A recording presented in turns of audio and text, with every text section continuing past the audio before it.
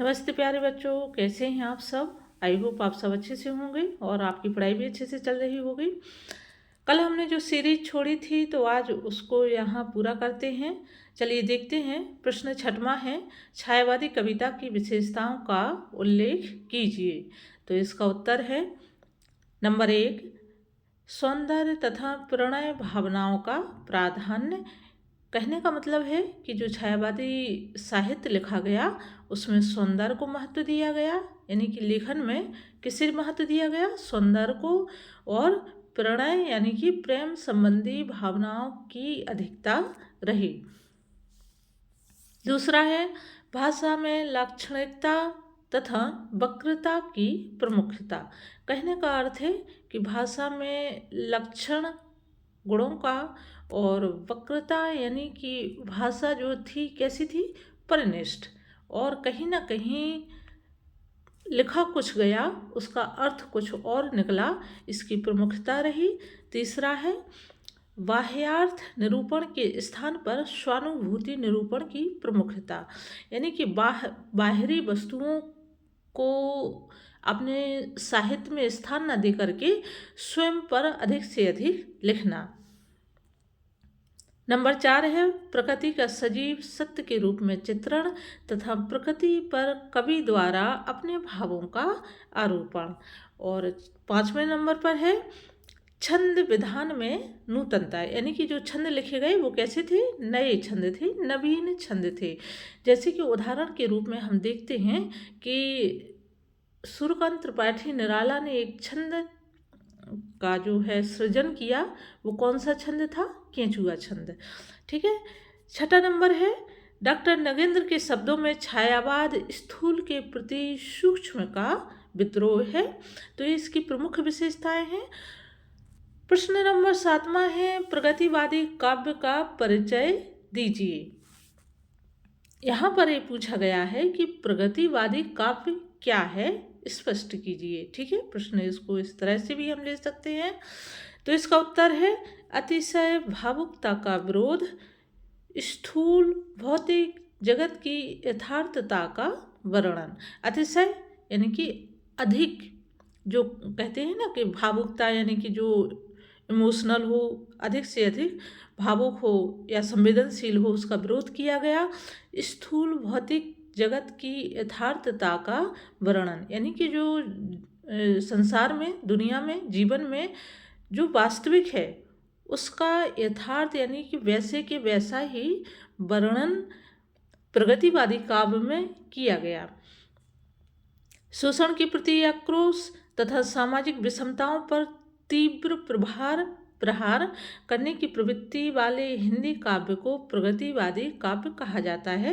तो जो शोषण के प्रति जिन्होंने आक्रोश या क्रोध या गुस्सा दिखाया, सामाजिक विषमताएं, जो समाज में असमानताएं थीं, उन पर उन्होंने अपने लेखन के माध्यम से या काव्य के माध्यम से क्या किया, प्रहार किया, चोट की। इसकी प्रवृत्ति वाले काव्य को क्या कहा जाता है, प्रगतिवादी काव्य कहा जाता है। अगला प्रश्न है, 2 प्रगतिवादी कवियों के नाम लिखिए तथा उनकी एक एक रचना का नाम लिखिए। ठीक है।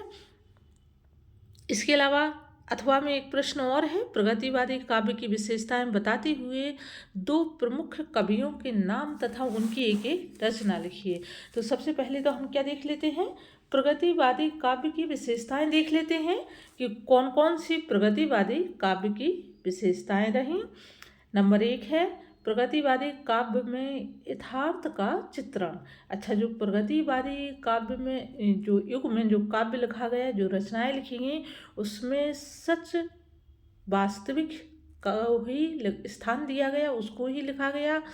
दूसरा नंबर है, इस काव्य में रूढ़िवादी विचारधाराओं का जमकर विरोध किया गया।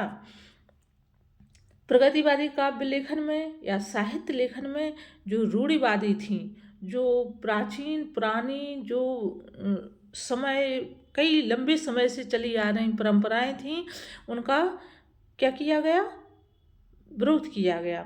और तीसरे नंबर पर है, मानव की समानता में आस्था, यानी कि जो जितने भी, भले कोई किसी भी जाति का हो, किसी धर्म का हो, अमीर हो गरीब हो, सबको एक समान देखने की दृष्टि को ही उन्होंने, प्रगतिवादी कवियों ने महत्व दिया, उसमें उन्होंने अपना विश्वास जताया।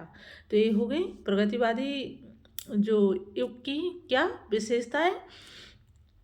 अब यहाँ पर हम देखते हैं कि प्रगतिवादी दो कवि कौन कौन से हैं। तो देखो, सुमित्रा नंदन पंत छायावाद में भी आते हैं और प्रगतिवाद में भी इनको लिखा जाता है। और दूसरे नंबर पर है नागार्जुन।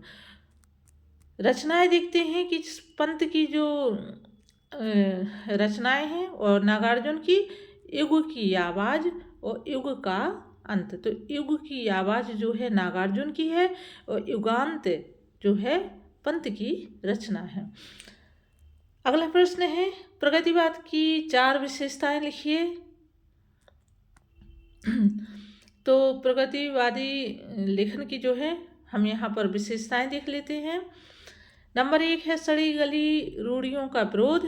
नंबर 2 है शोषण तथा न्याय के प्रति रोष। 3 है, तीसरी विशेषता है साम्यवाद से प्रभावित। और चौथी विशेषता है मानव की समानता में आस्था। अगला प्रश्न है, तार सप्तक से क्या आशय है, समझाइए। अच्छा, आप लोगों की हिंदी में तार सप्तक के बारे में विस्तार से बताया गया है। तो तार सप्तक को आप थोड़ा सा समझ लें, फिर इसको हम बताते हैं कि आधुनिक युग में जो और इसमें नए युगों को बांटा गया है अनेक अनेक कालक्रमों में। पहले नंबर पर आता है भारतेंदु युग, दूसरे नंबर पर आता है द्विवेदी युग, तीसरे नंबर पर आता है छायावादी युग, चौथे नंबर पर आता है प्रगतिवादी युग, फिर 5वें नंबर पर आता है प्रयोगवादी युग और फिर आता है नई कविता। तो जो प्रयोगवादी युग है उसमें एक कवि हुए थे अज्ञेय का जो पूरा नाम है सच्चिदानंद हीरानंद बादशायन अज्ञेय था। और इन्होंने एक सप्तक का प्रारंभ किया था, मतलब एक पत्रिका जैसी थी और उसमें 7 कवियों की रचनाएं इन्होंने प्रकाशित की थी, उनके लेख इसमें दिए गए थे। तो इसको तार सप्तक के नाम से जानते हैं।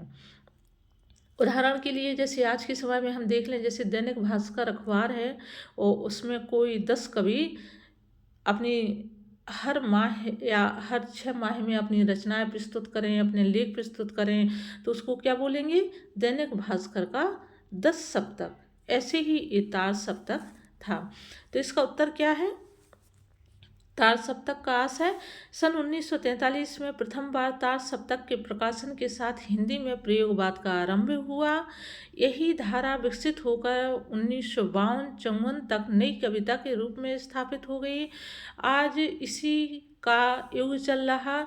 इसकी विशेषताएं हैं अति व्यक्तिकता, यथार्थवाद, भौतिकता का आग्रह, विद्रोह का स्वर, यौन भावनाओं का मुक्त चित्रण, सामाजिक विषमताओं पर व्यंग, विचित्रता का प्रदर्शन, प्रकृति का बहुविधि चित्रण, भावों भाषा का अनगढ़ रूप, भदेशपन, प्रतीकात्मकता और नव उपमान तथा भाषा शैली के नए प्रयोग।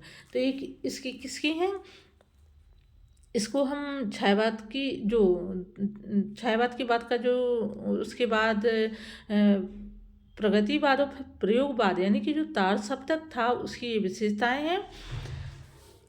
इन सब चीज़ों को महत्व दिया गया और ये 1943 में प्रकाशित हुआ तार सप्तक। इसके जो प्रकाशक थे वो अज्ञेय थे। अज्ञेय का जन्म 1911 में हुआ था और ये हिंदी साहित्य के बहुत ही बड़े लेखक कवि हुए। ठीक है, तो तार सप्तक का मतलब क्या है ये आप लोगों ने समझ लिया होगा और इसकी विशेषताएं कौन कौन सी थी तो ये भी आपने समझ ली होंगी। इसे तार सप्तक की विशेषताएं भी मान सकते हैं। तार सप्तक के अलावा हम प्रयोगवादी काव्य की भी विशेषताएं इनको समझ सकते हैं। ठीक है, तो प्रयोगवादी काव्य की विशेषताएं अति व्यक्तिकता, यथार्थवाद, बौद्धिकता का आग्रह। अच्छा, इनके आप लोगों को अर्थ भी समझने होंगे। अति व्यक्तिकता का क्या अर्थ है, यथार्थवाद का क्या अर्थ है, बौद्धिकता का आग्रह इसका मतलब क्या होता है, विद्रोह का स्वर, यौन भावनाओं का मुक्त चित्रण। ये सब चीज़ें यदि आपको समझना है तो आप लोग कमेंट बॉक्स में लिखिए, मैं आपको इसके विस्तार पूरा बताऊंगी, डिटेल में बताऊंगी। और जो भी आपकी और भी विषय से संबंधित समस्याएं हैं उसको भी आप लोग बताइए, सबका समाधान किया जाएगा। आज के लिए इतना ही। जय हिंद।